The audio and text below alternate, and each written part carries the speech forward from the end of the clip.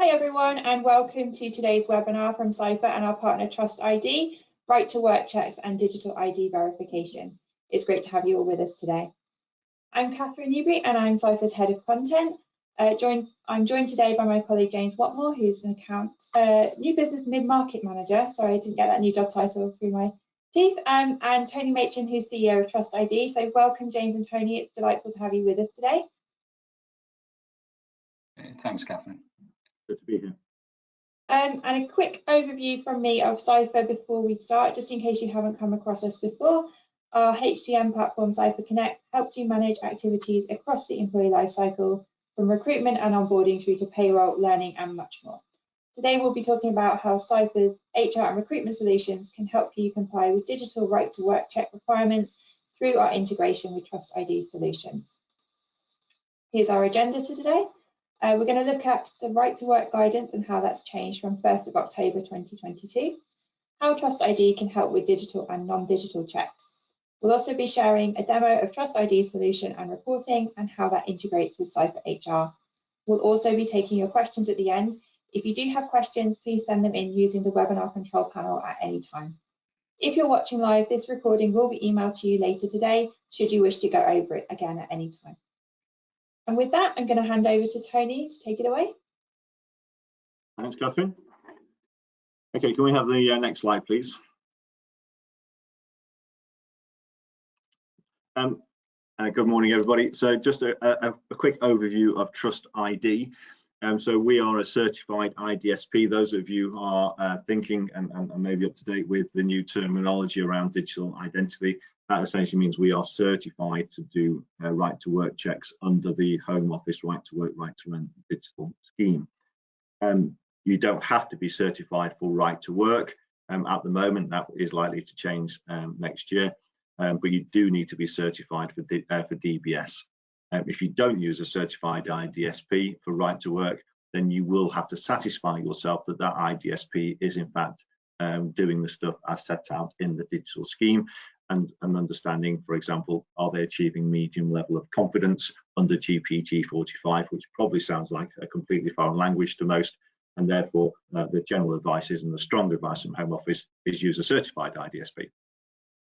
We're document experts, but also right to work experts. It kind of says there we've currently got over 1,000 public and private sector organisations. It has gone mad in the last couple of months. We're actually now at 1,600 public and private sector organisations that use us, including a huge amount of business in the recruitment sector. We are solutions provider, so obviously we've integrated our solution into Ciphr. It can be deployed standalone as well. And we support all of our services, particularly right to work, with a help desk that operates from 8 o'clock in the morning till midnight, 7 days a week. So even if you're doing a right to work check at 7 o'clock on a Saturday, you will be able to get it back resolved within 1 hour of submitting that check. And I am chairman of the Association of Document Validation Professionals, the trade body that looks after the electronic validation industry in the UK. Next slide, please. Okay, so obviously this slide says what was before the 6th of April and what came after the 6th of April and what's from the 1st of October. So let's focus really now on what's after the 1st of October. So what can you do? So what you can do is you can still do physical checks on documents, and that means people turning up with their physical documents or them sending them in the post to you and you do a video call. So that basically means, and that's been often misunderstood, but clearly it's not really a viable solution where somebody's going to post you their passport for you to sit there, have it in front of you and do a video call. It does happen and you are allowed to do that, but generally speaking it means that people are turning up for an interview with their physical documents, and we can support that. Please, please, please remember that you can no longer take BRPs or biometric residence cards or biometric residence permits or biometric residence cards. You cannot take those as evidence of right to work, and that came into effect on the 6th of April. So if people do turn up with cards, you're not allowed to take them. We are still seeing some instances of that happening. So that's the physical document checks. In terms of remote checks, you can no longer do the COVID exemptions. Obviously, as of 1st of October, that's absolutely gone. So no confusion, and there is confusion about video checks. So say if you've got the physical document in front of you, then you can do a video call. If you haven't got the physical document, you can't do a video call and have them show them the document online, as you could in COVID. It's completely stopped. But you obviously can use share codes, which we call both a remote check, a bit confusing, you could call it a digital check. And the share code is essentially the new BRP, the e-visa, where you ask the employer to go and get their share code from the Home Office database, and they input it into the system, and then they give the right to work status. And then finally, we've got the digital checks. And the digital checks have been in effect from 6th of April, but obviously the deadline was moved to then 1st of October. And that is obviously for holders of in-date UK and Irish biometric passports. So that's what you can do from now. And if we just go on to the next slide, I think we're about to have a poll. So Catherine, is it back over to you for that? Yes, thank you, Tony. So just a quick temperature check of everyone on the call today. Are you already conducting digital right to work checks? So 3 options for you to choose from here. Yes, you already do digital checks through an IDSP. No, but you are planning to introduce digital checks. Or no, you are planning to only carry out physical document checks. So Tony, you mentioned that you're now supporting 1,600 organisations with their checks. Have you seen organisations struggle to get their processes in order before the 1st of October deadline? There's been a huge amount of confusion. Secondly, then rush to the market, and most people are ending up, once they've gone through that process, they're actually ending up with a mix of both digital and in-person checks, because obviously not everybody can do a digital check. But a lot of clients have just reverted to going back to what they were doing pre-COVID, which is in-person and physical document checks, while they still think about what they want to do going forward. So very, very different depending on, and I wouldn't say it was sector specific either. It's very mixed picture.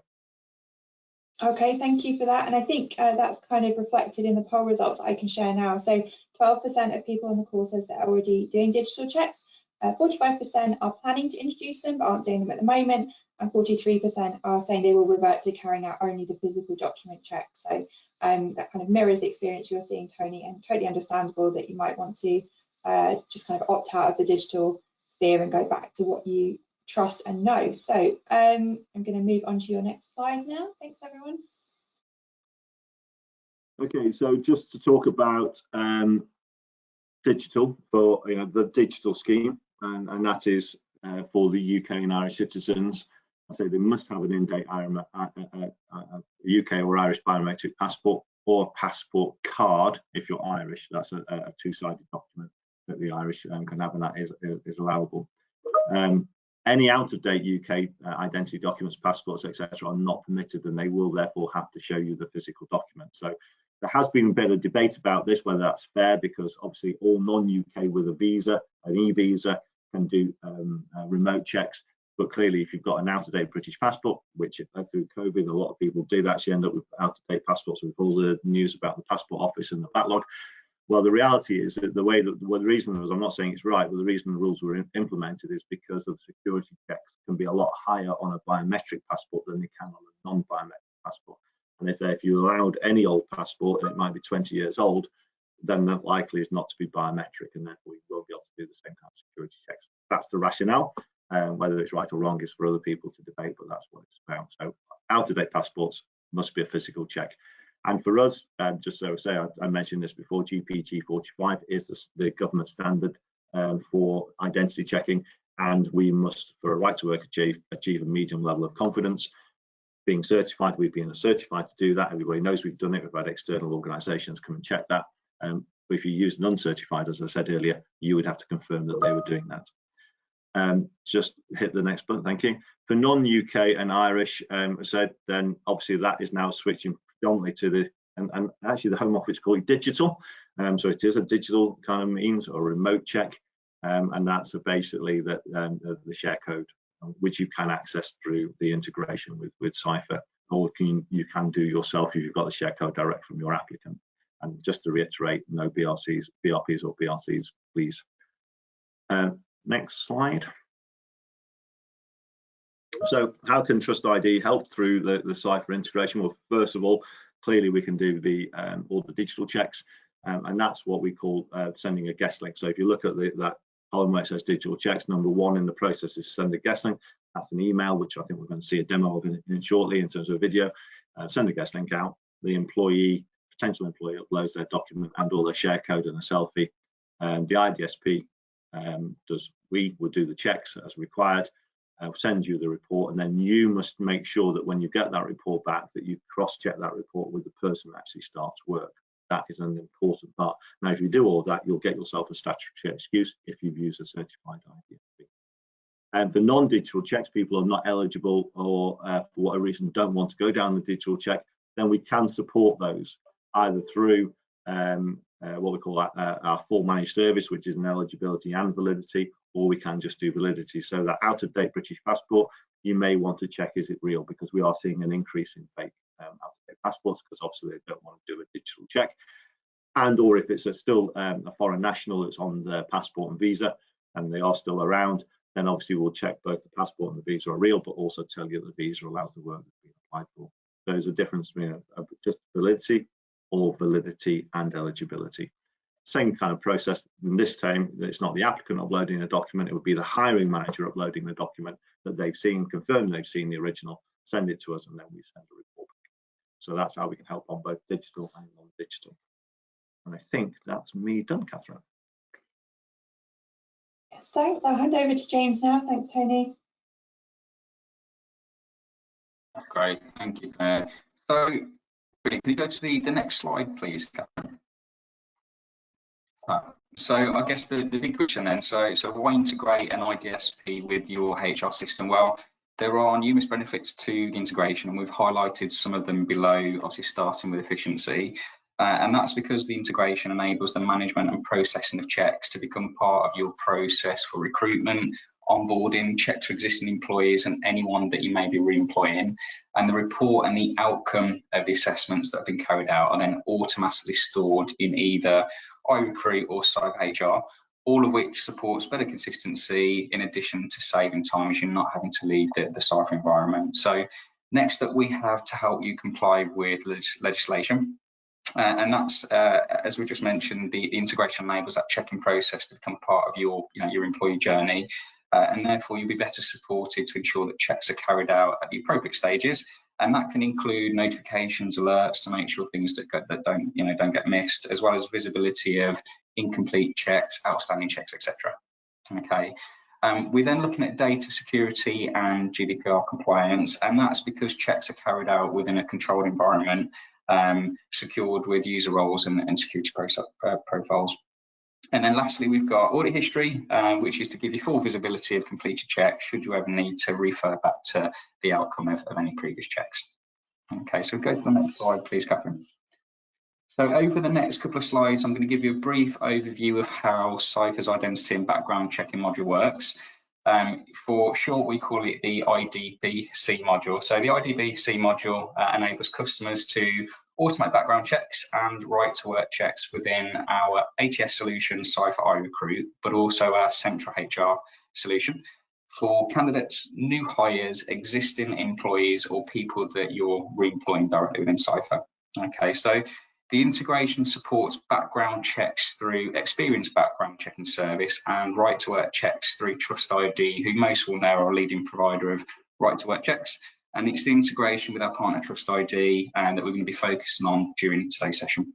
Okay, so what we have on screen displays your checks in progress, which is providing you a summary of information, including the order date, the order reference, the application type. So for example, is that a candidate? Is that an employee the check's for? The status of the check, what check or checks are actually being carried out, the person's reference number and the person's personal details. So the checks in progress screen is a real-time update of where an application is sitting within the checking process. And next up, I just want to take you through how simple it is to actually request a check and create a new order. Okay, so on the screen that we have now, you can see that we've got a new order form that's popped up by clicking on the new order tab, and you can see I've highlighted that on the left-hand side there. So the process of creating a new order is the same for each type of check. However, through the TrustID service, this will be those right to work checks. So the new order form captures the order date whilst providing tabs for you to select the application type. So again, is that a check for an employee, is it a check for a candidate? To choose the person in question, the provider, which would be TrustID or Experian, and then finally the type of checks or check required. So you can submit, process more than one check through for a single action. Okay. A key benefit of the integration is that the details of the person that you've selected will be pulled through from their record within either our ATS solution, Ciphr Recruit, or our Ciphr HR solution, and that's to remove that need for data duplication.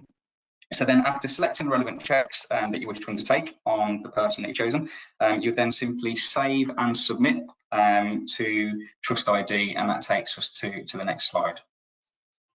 Okay, so after you save and submit the check to TrustID, the candidate or the employee will then receive a link, which will be a branded email from TrustID, and that's to notify them that their application is ready to complete, with the link to the form that you can see there in blue. So the email contains the appropriate messaging, and that's defined by you, asking the candidate or the employee to complete the check with obviously reference to your organisation. The applicant has got two options. They can either click on that blue link, which will start the process of completing the form, or through a separate device, they can scan that QR code, and again, that will take them to start completing the form. And on the next slide, Tony's going to take us through the candidate journey, which is just a short video, so you can get a bit of a visual feel on what that looks like from a candidate or employee's perspective. Okay, if we want to hit play, so I know. Yeah, so basically, as James says, we will have clicked to get started, and here you'll be choosing the document, and then you'll be asked to take a photograph, or the applicant will be asked to take a photograph. There's a little kind of guidance there. We need a clear photograph of what we want, and basically you'll hit upload image when you're comfortable that you're about to take the photograph of the document you've selected. In this case, it's a passport, and you are asked to simply take a photograph of the passport. Now, we are only taking a photograph. There's no image capture tool here. It is a simple photograph, and we find that that's less friction in the process when we've done that in terms of just taking the photo. So having taken the photo, there we go. There's a video back on. So I'm taking a photo. What the candidate will ask for you, and any other documents that you've been asked to upload. So in this case, we'll say no, we haven't got any other documents to upload, and now we'll be asked to take a selfie. And the selfie is a simple photo. At the moment, we have passive liveness. We're moving to active liveness, where you will be asked to kind of move your head a little bit, but it's just a straightforward selfie. There will be asking permission to access the phone. Remember, all this must take place on a mobile phone or a mobile device. It can't be done on a webcam on a computer. Hence why we have the barcode handoff that James was talking about earlier. So hopefully the video will now move to taking a selfie.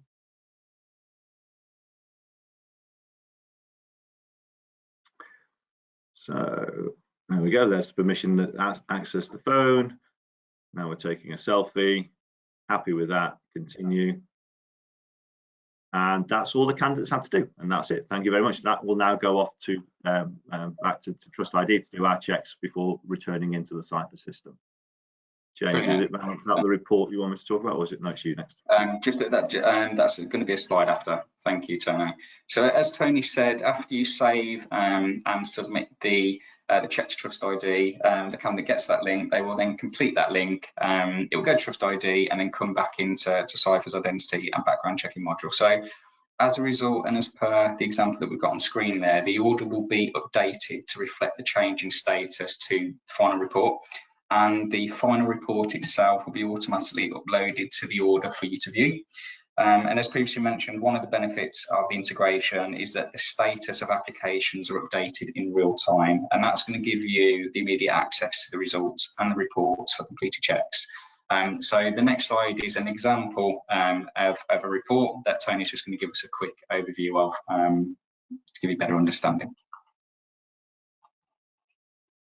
Okay, so this is the validation report, and actually what you'll also get on a digital check is an additional report on top of this, just to confirm it's a digital check. But essentially this report will confirm all the checks that we've done, which will equate to a medium level of confidence. So you can see here that we've actually taken the selfie, we've done the match against the photograph in the document, and we know that the photograph was from a live person, and you can see here that the GPG profile M1A. So again, if you are specific, so if you're just doing this in terms of a standard report, this is how it will look like. But actually, if you were doing a specific digital identity report, you would also now go something that the Home Office requires, which is a specific report setting out all the checks we've done. But you can see there's a lot of detail on there, and that is the evidence you need to keep for 2 years from the point where the employee leaves you, for your evidence should you ever get an inspection from immigration enforcement. That's all the report is about. That's great, thanks, Tony.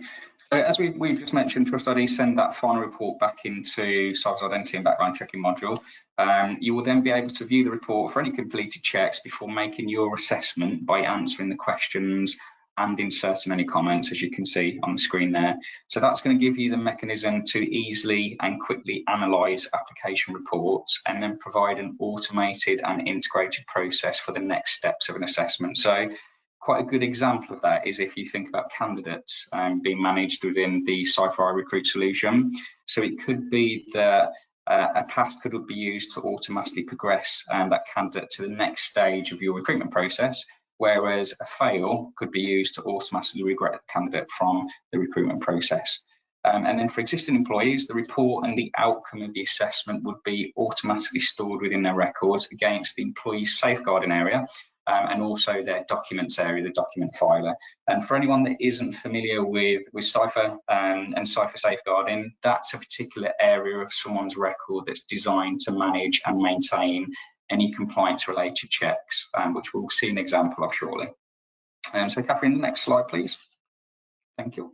So it's important to note that for candidates or employees where multiple checks are being carried out, the module will enable you to delegate the management of individual checks. So a good example of that could be, it might be a manager's responsibility, let's say, to process a right to work assessment. However, more of a complex check such as an enhanced criminal records check could sit with the people team. Okay, next slide please, Catherine. So on screen, we have an example of an employee safeguarding area. So again, that's going to give us a visibility of any of those compliance related checks that have been carried out for this individual. And you can see there you've got the type of check, the commencement date, the expiry. We've also got a status. So visually, we've got kind of a traffic light system that's going to show us anything that's good to go with green, that's outstanding in action, or that potentially is expired with red. Okay, so if we go to the next slide, Catherine.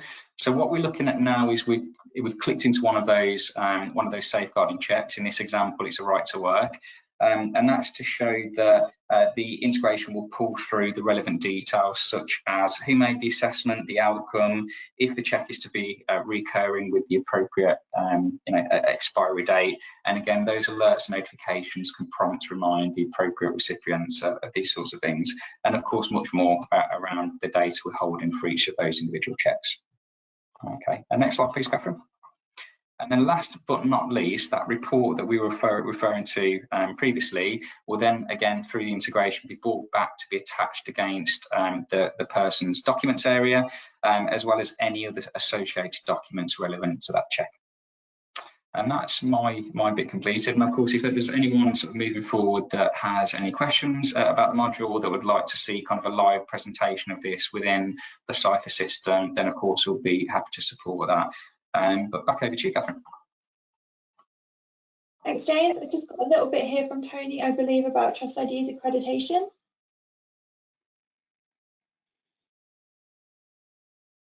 There, Tony, there you are. Yeah, I'm back again. Yeah, not a huge amount to say without repeating myself too much, but obviously the terminology is now certified. We were certified in June by an external auditor, and that certification was both the right to work and DBS, digital identity checks. Doesn't mean we are a DBS provider. We are certified to be able to do the digital identity checks, and therefore we'll be working with registered bodies and registered organisations who will equally have to go out and find themselves an IDSP.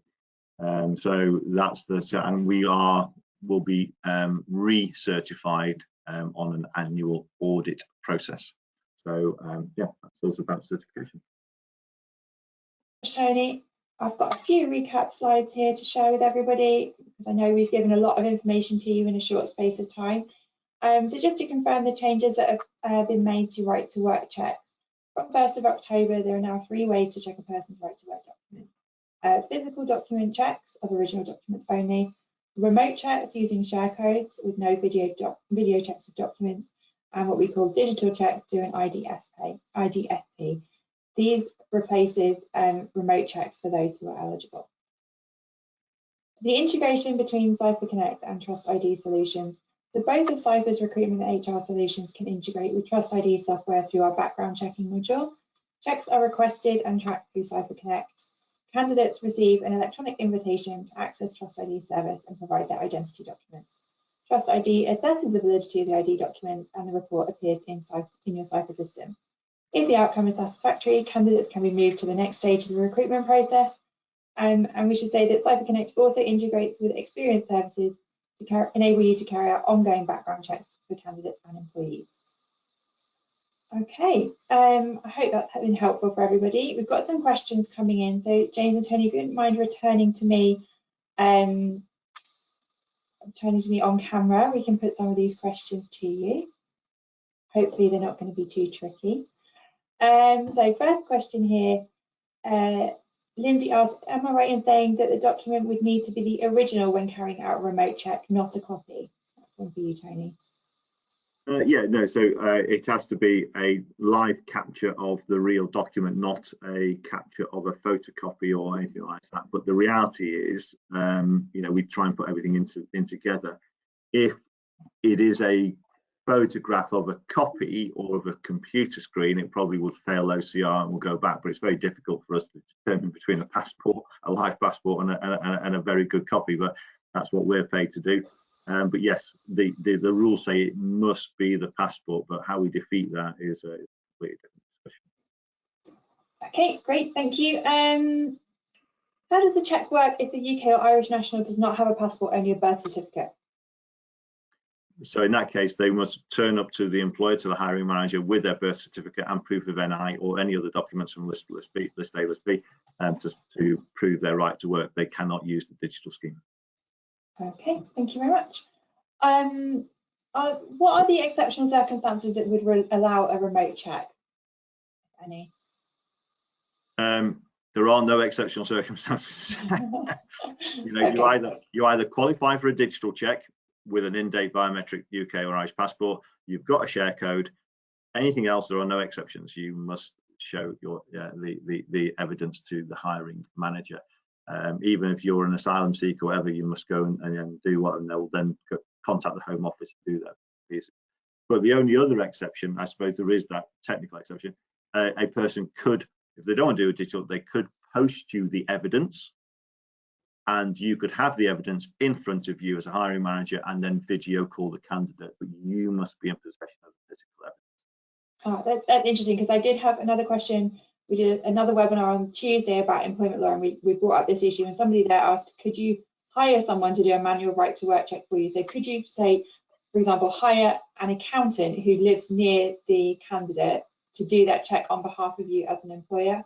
Is that an option? Yes, if the person who's doing the check is a proper representative of the company, i.e. an employee, then yeah, that's allowed, because they are an employed member, you know, and therefore if they're able and qualified to do a check, and they're employed by the employer, then yes, it seems a bit extreme to do that, but technically that would be correct. I think they were talking about hiring like an external accountant or some professional. You can't outsource it. You can't outsource that check. So the responsibility, so when you use our system for in-person checks, for example, then when the hiring manager wants to send us the document, because they've got the physical document in front of them, they take a photograph of that document, but then they must answer 4 questions, and those 4 questions are, have you seen the original, you know, does the person in front of you look like the person in the document, etc. So then we can see that and do all of our checks, but the hiring managers confirm that. You can't just ask some local accountant to say, go and do a right to work check for us and send us the report, because they are not the employer. Okay, great.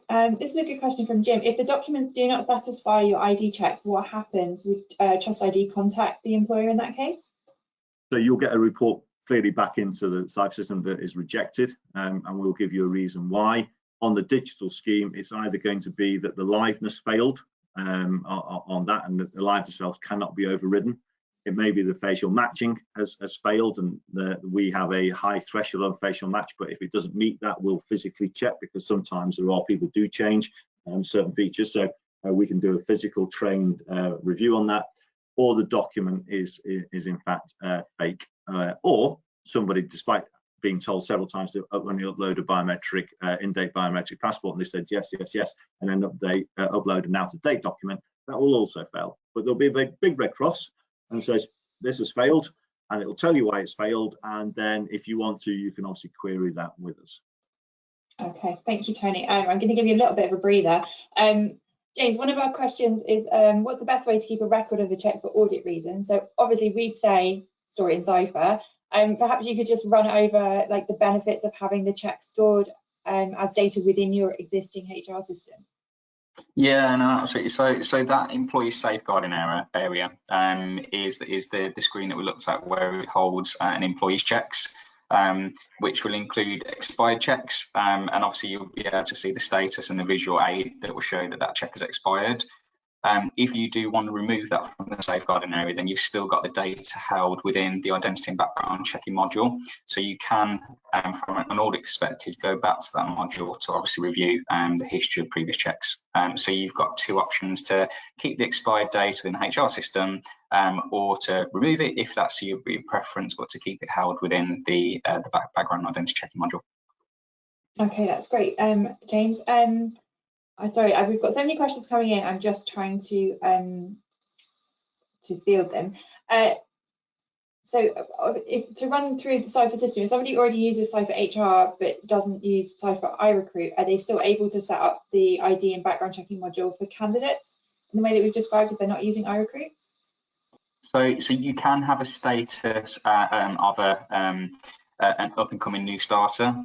So within Ciphr, when you create a new starter, if they are not yet an employee, you could still use that record to link to the module to draw down those checks.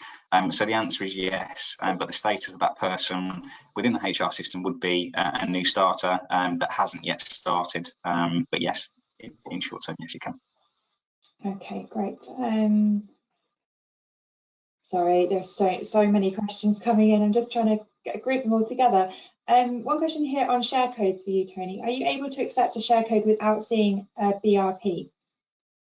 Yeah, so the share code is now the de facto evidence of right to work. You do not need to see a BRP at all. So as long as you've got the share code and it's the right to work share code, you're absolutely fine.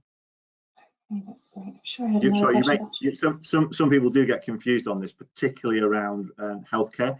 Sometimes there is a requirement for other reasons to see other identity documents, but this is not a right to work requirement.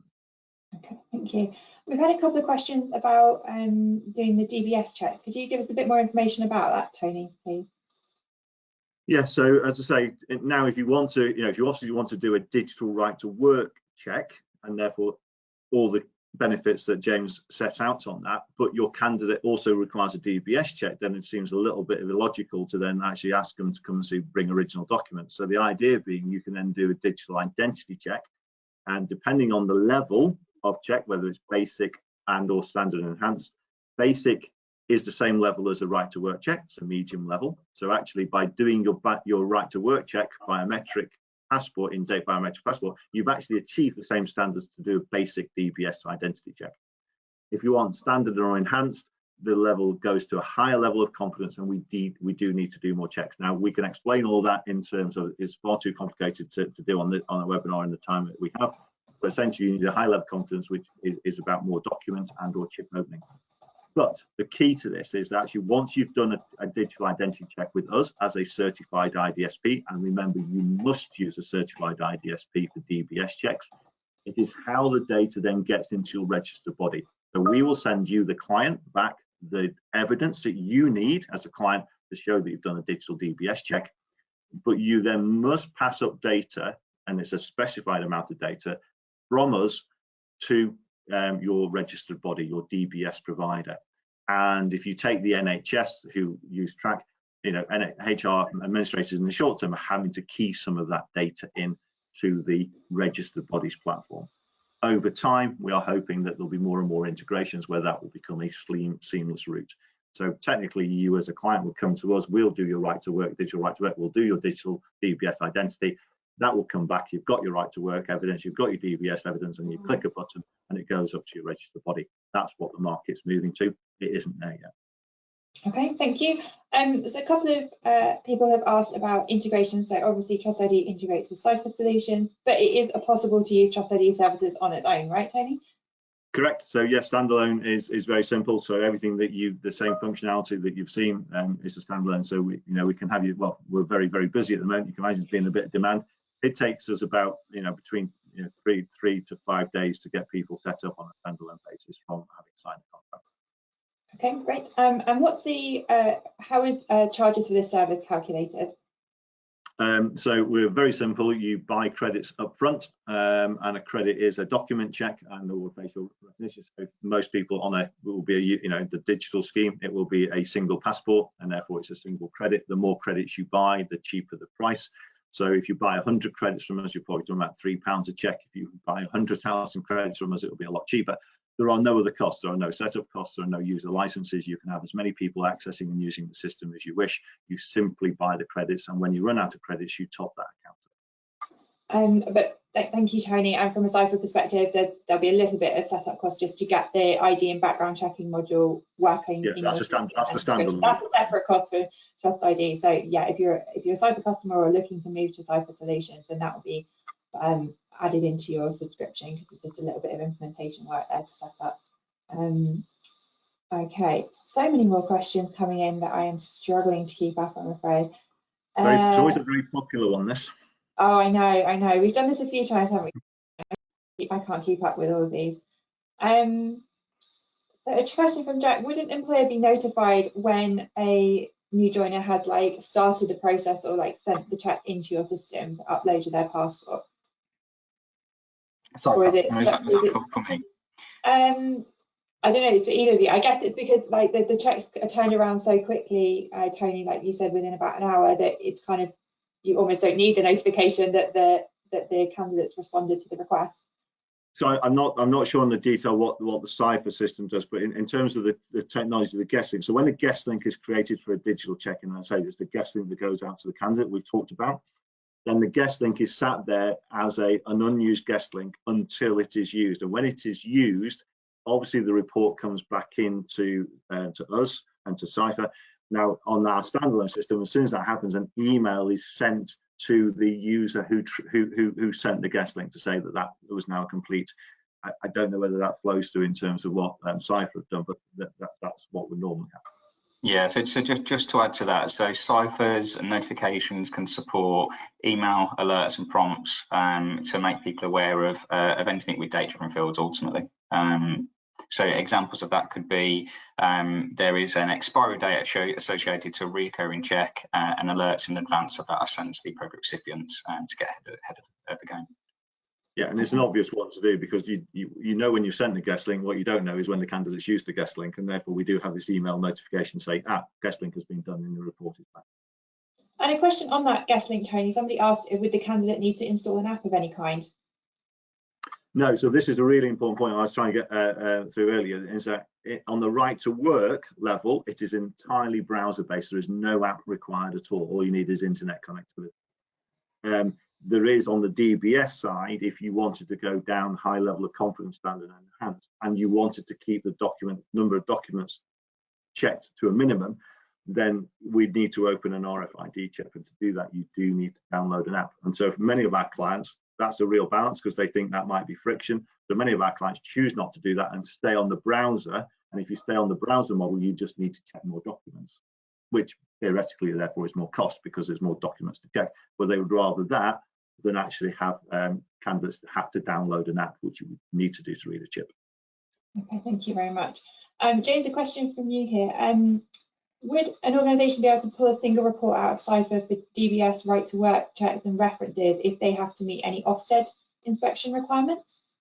Yeah, good question. So there are reports that can be run and created and manipulated around that safeguarding area, which can drill down on obviously those compliance related checks that have been completed for your employees. But there's also dashboards and the ability to search within the IDBC module as well.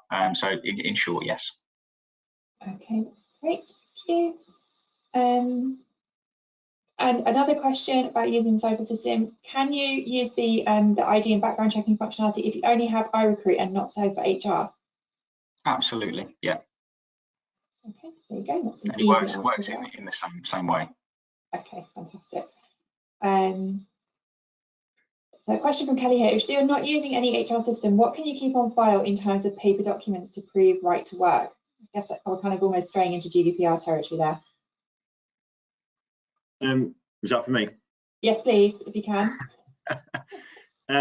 So in terms of if you're using if you're using us for a standalone system and we sent you our PDF report, a lot of clients do just print that off and keep that on. And the information on that report is exactly the same as the requirement that you already have under right to work, which is to take a copy of the identity document and keep that on file. So all we've done is taken a photograph of it and actually manipulate and done security checks. There's nothing else on there that isn't actually already on because all the information we've taken from the biometric page of the passport. So there's no change in GDPR than what you were aiming to do already to show evidence that to immigration enforcement that you've actually done the check, which is take a copy of the document. We're just taking a copy of the document and validating it. Okay, thank you very much. James, a couple more questions for you in regards to the Ciphr aspect of this service that we're talking about. If a current employee is already in Ciphr HR, is there a bulk upload option? Can they be added en masse into the ID and background checking area and checks requested? So that is a good question. That's something that I will need to come back to you on. So if you can leave that one with me, that would be great. There is the option to support data imports into the safeguarding area. So again, that area where you're storing those compliance-related checks. But into the actual module itself, that's something I'll just need to come back to you on. So if we couldn't just note down who asked that question, we'll go back. Yeah, absolutely. We've got that question log, so we'll come back to you offline with that one. And we sort of alluded to the fact that Ciphr's ID and background checking module works not only with TrustID services, but also with our partner Experian. Could you talk a little bit about the other types of checks that Ciphr can facilitate using that partnership, just to touch on them briefly? So is that referring, Catherine, sorry, to the Experian piece? Yes, please. Yeah, so the background checking rather than right to work checks. Yeah, sure. So I think probably the best thing to do is to, following this, is send details of the checks that Experian support, and that will give some context around what's available and obviously what those checks do, because there are a fair number of them. So I think if you could kind of take note of who's asked that question, we can get that information to them after the session. Yeah, we've got that noted down. Thank you. Yeah. One question for you, Tony. If a candidate decides to withdraw from the recruitment process and the check is unused, will you reinstate the credit? The credit is not used until the applicant actually does the check. So creating a guest link does not actually use so you can have lots of guest links created and sat there unused. They will automatically delete from that guest link management system after 7 days, or you can go and delete them yourself, or you can go and resend them if the candidate hasn't gone to his junk email and he's missed it. But you will only be charged a credit once the guest link is being used by the applicant and we've had something back at TrustID to actually validate. Okay. You don't get charged for, therefore you don't get charged for unused guest links, because there's no charge for a guest link creation. Okay, thank you. I think a lot of these questions we've covered. Tony, could you explain if the checks extend to US and European passports? Well, you can't use a US or a European passport as evidence of right to work. So that's the first thing to say. So, but if anybody wanted to use us for DBS, where you would obviously do your right to work as a share code, and then you want a DBS, then yes, foreign passports we can validate. We can validate any document from around the world. I suppose going back to what I said earlier, there are the odd international passports still being presented with visas in them, in terms of people haven't yet switched onto the e-visa platform. And again, we can validate documents. So we can validate any identity document from around the world, but we will tell you whether we're checking the right document, for the right purpose. And we still do get people that are sending us, even European ID cards, okay, as evidence of right to work, and clearly that is not allowed. Okay, thank you. Is there any provision in the service to notify employees if visas are set to expire, or do they get, are there any automatic reminders sent out about that? I guess, if you did it through Ciphr, you could set up a notification reminder, for example. Absolutely, yeah. So the notifications can work off data-driven fields. So based on an expiry date, the idea would be to have one or several notifications leading up to that expiry date to the right recipients, just to make people aware in advance of when something needs to be looked at for those kind of recurring checks. Okay, thank you very much. I think a lot of these questions that we have left are covered. So if you have any questions that we haven't covered, please send them in now so that we can get to them. Tony, is there a limit to how many internal users can be set up on TrustID's system? Nope. Nope. Okay, that's an easy one. Can TrustID provide an annual overview report of how many checks are conducted in a year at any point? So there is a reporting function within the cloud service that allows reports to be run at any time over any time frame on document type, users, branch, global, whole organization. So that reporting is available, and you can do that self-help. You don't need to ask us. Okay, thank you very much. James, a couple of questions for you on the Ciphr side. Are there any limitations around which of our customers can use this? Do they need to be on the current version of Ciphr? No. Okay. Ultimately, no. And does the TrustID check date feed into the work permit field within Ciphr?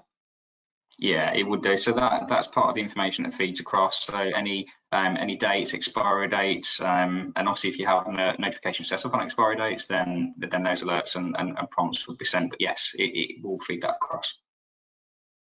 Okay, thank you very much. All the questions I have left, I think we've actually already covered. So at this point, I'm going to say a huge thank you to James and Tony for not only sharing the presentation today, but also fielding so many of your questions during this rather intense Q&A. I appreciate it. I appreciate everyone for joining us today and being so attentive. If you're watching live, this recording will be emailed to you later today, so you can go back over any of the information that you've seen or share it with your colleagues. If you'd like to learn more about Ciphr solutions, so about our HR or recruitment solutions or our identity and background checking area, or about TrustID services, please opt in using the exit form on your screen that you'll see after the broadcast. Alternatively, you can email us at info@ciphr.com. That exit survey also asks you for a little bit of feedback about today's broadcast. We really appreciate you filling that in, so it helps us improve things for future webinars. And speaking of future webinars, our next one is on quite a different topic, on why switching to payrolling benefits in kind might be right for your organisation. If that's something you're interested in, or perhaps something one of your colleagues might be interested in, you can register now at bit.ly/CiphrBIK and join us on the 3rd of November. For that, so just leave to say thank you again to Tony and James. Appreciate you joining me today. Thanks everyone for joining us on the call. We hope to see you again at another webinar soon. Take care. Goodbye.